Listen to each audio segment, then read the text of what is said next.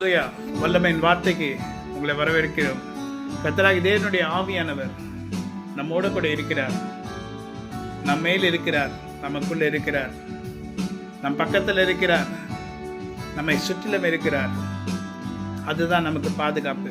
அவர்தான் நமக்கு பாதுகாப்பு. அவர் நமக்கு உச்ச நண்பராய் நம்மோடு கூட இருந்து நம்மை பலப்படுத்தி நம்மை நடத்துகிற தேவனாய் இருக்கிறார். அதனால மனுஷங்களை பார்த்தோம், மனுஷன் நமக்கு விரோதமாக செய்கிற காரியங்களை குறிச்சும் கவலைப்படாம பயப்படாம கர்த்தரை மாத்திரம் நோக்கி பாருங்க. அவர் சொன்னதை உங்களுடைய வாழ்க்கையில் நிறைவேற்ற வல்லவராக இருக்கிறார். நமக்கு விரோதமாக நிற்கலாம், நமக்கு விரோதமாக பார்க்கலாம், தீய கண்களால் பார்க்கலாம், ஆனால் அது நம்மை ஒன்றும் செய்யாது. அவர்கள் நமக்கு விரோதமாக பேசுகிற எந்த வார்த்தையாக இருந்தாலும், பொய்யான வார்த்தையாக இருந்தாலும், எந்த காரியமாக இருந்தாலும், குறி சொல்லுதலமா இருந்தாலும் அது வாய்க்கவே வாய்க்காது என்று கர்த்தராகிய தேவனுடைய ஆவியான நமக்கு சொல்லியிருக்கிறார். அவருடைய வார்த்தையிலே நாம் அதை படித்து அறிந்திருக்கிறோம், கேட்டு அறிந்திருக்கிறோம். உனக்கெதிராகவே ஆயுதம் வாய்க்காதே, உன்னை அழைத்தவர் உண்மை தேவன், அவதாசிற்கு நிதியவர்.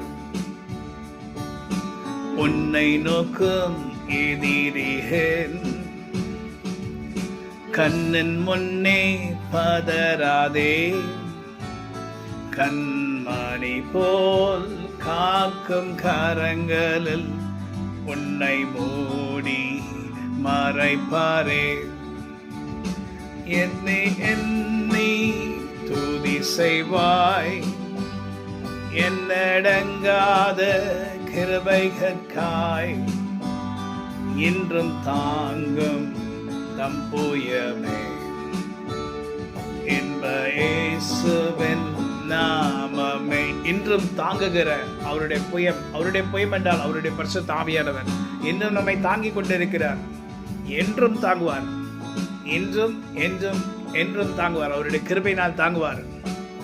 நமக்கு விரோதமாக பார்க்கிற கண்கள் தீய கண்களாக இருக்கலாம், அது நம்மை சேதப்படுத்தாது, அதை நம்மை தொந்தரப்படுத்தாது, அது நம்மை மேற்கொள்ளாது, அது நம் ஒன்றும் செய்ய முடியாது.